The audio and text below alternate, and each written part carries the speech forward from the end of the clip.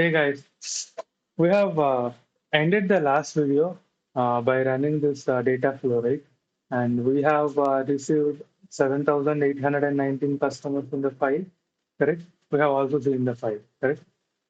So now, in this video, let us discuss about partitioning concept, right?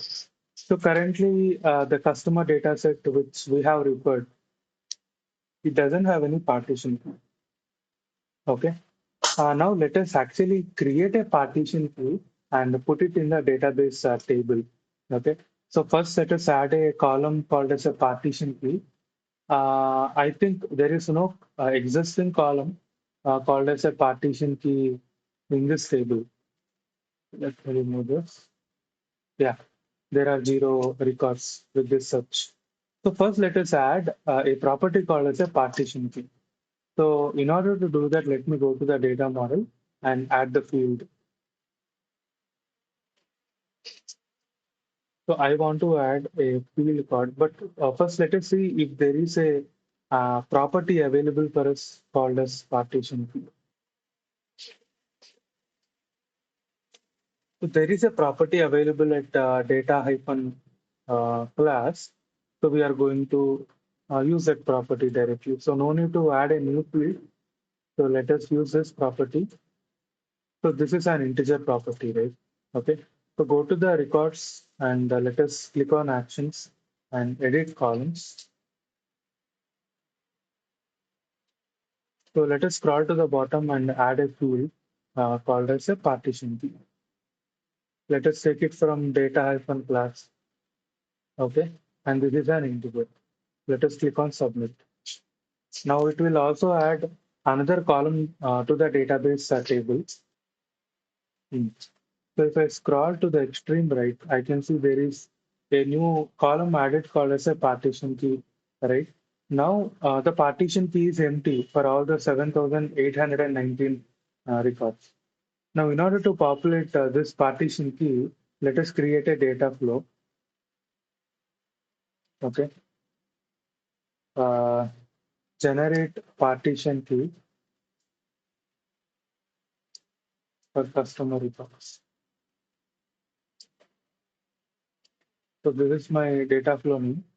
And since we are focusing on the customer, we will select our customer class. And let it be the rule set CDH artifacts 111. Okay. Now let us select the data set as customer, right? Now we will add a convert shape. We are not going to convert the class, but we are going to add uh, a new property called as a partition key. So in order to do that mapping, we can use a data transform and also a convert shape. So I'm going to use a convert shape because data transform again I have to create and I have to refer it in between, correct?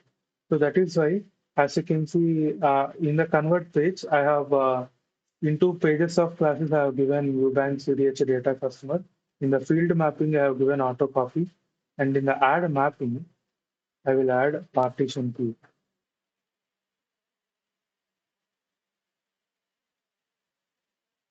So partition key is equal to, so I want to create 10 partitions.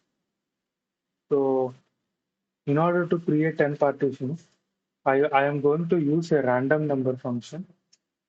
So with the two parameters in it, so 1 comma 10. Okay. So basically this will actually generate a random number between 1 and 10. Okay. So it is actually creating a decimal number. Since we are actually setting this particular property to an integer property, this will not make any issue. So the Pega will try to convert or cast it to the integer and it will assign it to partition. Okay. And in the destination, I will refer the same data set. Okay. And here I will be selecting, here we have two save options. I will be selecting insert new and overwrite existing records because we are actually overriding the existing records with only one modification, which is the partition. That's it. And let us check in.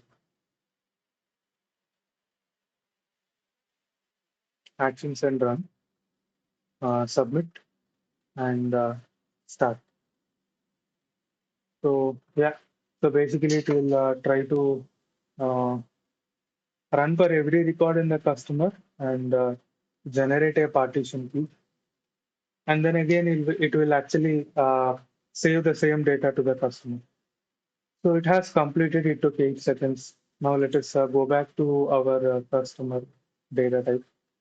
And here let us refresh, actions refresh. It will take some time to refresh because of the huge data. Yeah, now it refreshed and it is loading the table. Let us go to the extreme right and verify whether partition keys are generated or not. And click on this filter to see how many partition keys were uh, inserted. So 1, 2, 3, 4, 5, 6, 7, 8, 9, 10. So partition key are nothing but we are dividing all our 7,819 records into 10 groups. That's it. Okay. Now, the crucial part is open the customer dataset, checkout, and add our newly created property, sorry, newly added property to the table, which is a partition key, right? So this will make sure when we add a partition key over here, you can see define a property in the partition key to distribute the read operation across the different nodes. To achieve the best performance, make sure to use a partitioning key property with not too many and not too few distinct values. Okay, yeah. So basically, we have to decide a property for partition key, which will divide all of your entire data into particular partitions or groups. Now let us go back to our get credit card offers to customers V2 and let us run this. So let me close everything over here. And also I will be deleting the file which has been created in our previous session. So let me delete this file. Okay. Uh, Let us also delete this, not required. Offers. Let's delete this as well.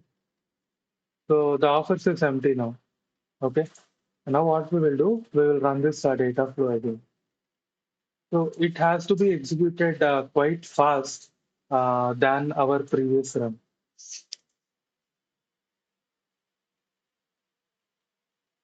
So it has initialized now and it is in progress. Now, if you go to the distribution details, as you can see, now it is running on 10 different partitions because we have 10 partitions. But we have only one node in the Academy instance. That is the reason it is running only one node, but in it, 10 different partitions. Okay. Now let us quickly go to configure decisions, data flows, and batch processing. So let us quickly open the previous run. So the previous run would be df test 3, right? Let us open this and let us see how much time it has taken.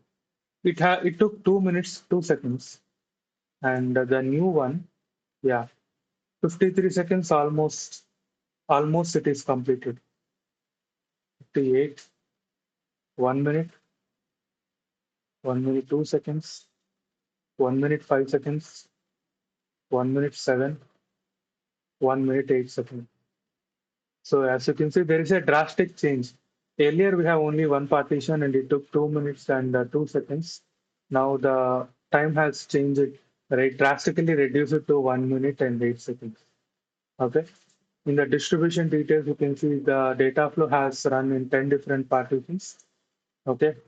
So because we have 10 partition keys defined, if we have 100 partitions and if you have multiple nodes, let us say 10 nodes, this will be happening in a very short span of time. That means within seconds, this entire data flow will be getting executed for 7,819 rupees. Now the crucial part is let us go to the file repository and open the offers folder, right? Yeah, this is a Maja. How many files it has created? 1, 2, 3, 4, 5, and 5. So 5 plus 5, 10 files it has created. Why it has created 10 files? Because in the destination we have selected an option called one file per partition. So since we have 10 partitions, so 10 files has been created. Okay. Now let us download a couple of files and let us upload the data in it.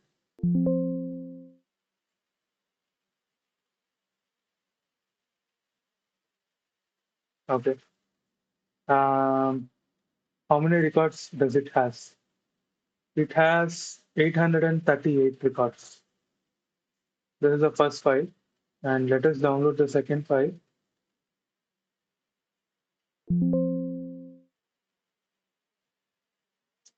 So this is the second file we have, and the second file has 915 records. I am not including the header. So like this, as you can see, the files per partition has been created. And also it reduces the time to run for a data flow. And also it has created many files. Okay. Yeah. So based upon the requirement, we will select appropriate option. But now I hope you understood about this partitioning concept. Maybe you can try it in your real world use cases in your projects. Yeah, in our project, we heavily use a partition. I mean, we deal with millions of data sometimes. Yeah, I mean, tens of millions of data, and we also scale the batch nodes to different nodes because we have our outbound schedule for nearly 20 to 30 millions of customers, and we have our own data flows created for a logic processing. I mean to say some core processing which we are having, and we actually rely on this partitioning concept to actually run the process very smooth and also in a quicker amount of time. Okay. I hope you enjoyed this video. We'll see in our next video. Until then, keep learning. Bye.